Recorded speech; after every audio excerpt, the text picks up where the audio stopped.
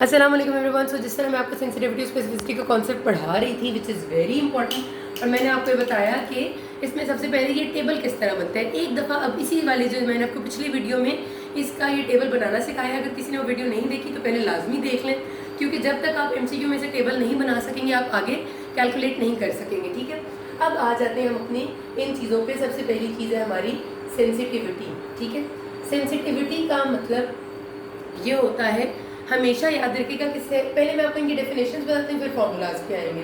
Sensitivity, specificity है, एक है आपकी पॉजिटिव प्रिडिक्टिव वैल्यू PPV, एक नेगेटिव प्रिडिक्टिव वैल्यू NPV। पहले ये चार चीज़ें करेंगे। अच्छा, डेफिनेशंस ये आती है, डेफिनेशन इस वजह से सेंसिटिविटी और स्पेसिफिसिटी में हमेशा होगा कि बंदे को बीमारी पहले है और फिर टेस्ट के पॉजिटिव या नेगेटिव आने की बात होगी। ठीक है, यानी इसमें एक बात बस याद रखनी है, जब मैं इन दोनों की बात करूंगी इनकी डेफिनेशन की, तो पहले आएगा कि person having disease is tested positive, person not having disease is tested negative. पहले बीमारी आएगी बंदे में, फिर टेस्ट आएगा। स्पेसिफिसिटी में क्या होता है कि पहले बीमारी नहीं आएगी बंदे में, फिर टेस्ट नेगेटिव आएगा। इसी का उल्टा है पॉजिटिव प्रिडिक्टिव वैल्यू और नेगेटिव प्रिडिक्टिव वैल्यू।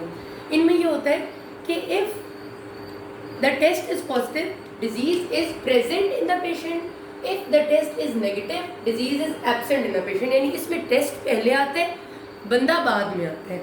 बस ये है इनकी डेफिनेशन का आसान तरीन डिफरेंस। बाकी आप हज़ारों तरीके से घुमा के देख लेंगे, याद नहीं रहती, रट्टा मारो तो भी भूल जाती। मैंने ऐसे याद की भी नहीं, बहुत आसान तरीके है कि जब भी मेरे पास MCQ में वो डेफिनेशन पूछे उसमें कहे कि patient was having the disease और पेशेंट पहले है and the test was positive, तो वो हो जाएगी सेंसिटिविटी।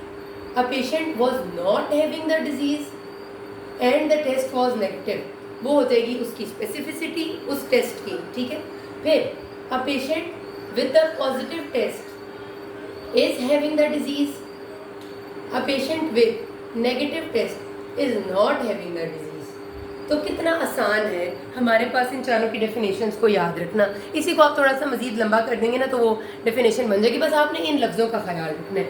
ये डेफिनेशन है कि एक टेस्ट जो डिजीज़ पहले आएगा, पॉजिटिव बाद में आएगा, तो सेंसिटिविटी स्पेसिफिसिटी हो जाएगा, और पॉजिटिव और नेगेटिव प्रेडिक्टिव वैल्यू इस तरह हो जाएगा। ये हो गया। अब इनके फार्मूलाज की बात करते हैं। सेंसिटिविटी और स्पेसिफिसिटी हमेशा कॉलम्स में इन्वॉल्व होती है, ऐसे याद रखा मैंने। कॉलम को जो इन्वॉल्व करेंगी वो सेंसिटिविटी स्पेसिफिसिटी होंगी। ठीक है, कॉलम इन्वॉल्व होंगे ऐसे हमेशा। आपको ये टेबल बनाना आएगा तो आप ये कर सकेंगे। और पॉजिटिव प्रिडिक्टिव वैल्यू और नेगेटिव प्रिडिक्टिव वैल्यू में रोज इन्वॉल्व होंगी ऐसे। बस ये बात याद रख लें, बाकी सब भूल जाए, ट्रू पॉजिटिव फॉल्स पॉजिटिव, बाकी आपको जब टेबल बन जाता है तो खुद ही याद आ जाता है। ठीक है, सेंसिटिविटी और स्पेसिफिसिटी में कॉलम इन्वॉल्व होंगे। सेंसिटिविटी का फॉर्मूला है, मैं इधर अब लिख रही हूँ। ठीक है, सेंसिटिविटी का फॉर्मूला है जी true positive divided by true positive plus ये फॉल्स नेगेटिव। ठीक है, this is equal to sensitivity. अब स्पेसिफिसिटी का फॉर्मूला है ये वाला column, false positive divided by this plus this, false positive plus true negative, ये आ गया स्पेसिफिसिटी। ठीक है, जिसमें नेगेटिविटी आ रही है वो स्पेसिफिसिटी का फॉर्मूला है, क्योंकि उसकी डेफिनेशन भी नेगेटिव थी। जिसमें सेंसिटिविटी आ रही है वो हमारा पॉजिटिविटी आ रही है वो सेंसिटिव का फॉर्मूला है। अब जब हम रोज में आ जाएंगे तो पॉजिटिव और नेगेटिव प्रेडिक्टिव वैल्यू आ जाएगी। किस तरह से जी? ऐसे पॉजिटिव प्रेडिक्टिव वैल्यू की डेफिनेशन में लिख रही हूँ जी, यूँ जानना हमने, true positive divided by true positive plus false positive. कितनी आसान। ठीक है, सेम नेगेटिव प्रेडिक्टिव वैल्यू की डेफिनेशन में लिख रही हूँ। यहाँ पर पहले आएगा इसमें ट्रू नेगेटिव। ठीक है, अच्छा यहाँ पर एक चीज़ गलत होगी, यहाँ ट्रू नेगेटिव ऊपर आता है, हमेशा ट्रू वाली चीज़ ऊपर रहेगी। ठीक है, ट्रू वाली चीज़ हमेशा ऊपर रखनी है। तो यहाँ पर भी जब आप नेगेटिव प्रेडिक्टिव वैल्यू करेंगे, ये वाली रो इन्वॉल्व करेंगे, तो ऊपर रहेगा आपका नेगेटिव प्रेडिक्टिव वैल्यू की डेफिनेशन में true negative divided by true negative plus false negative. ठीक हो गया, ये हो गया।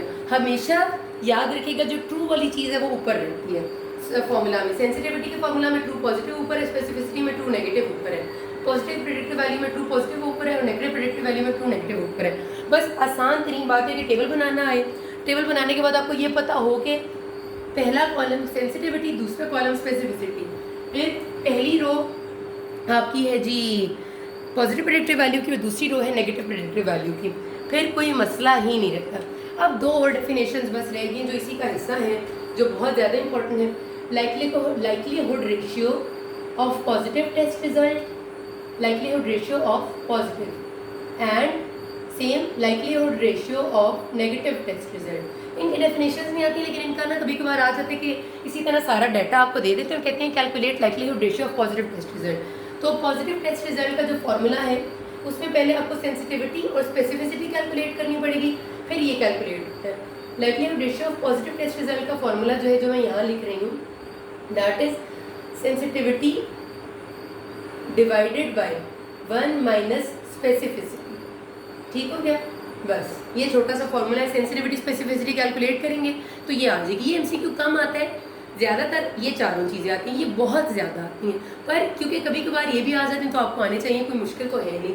अब likelihood ratio of a negative test result, इसमें आता है 1 minus sensitivity divided by specificity.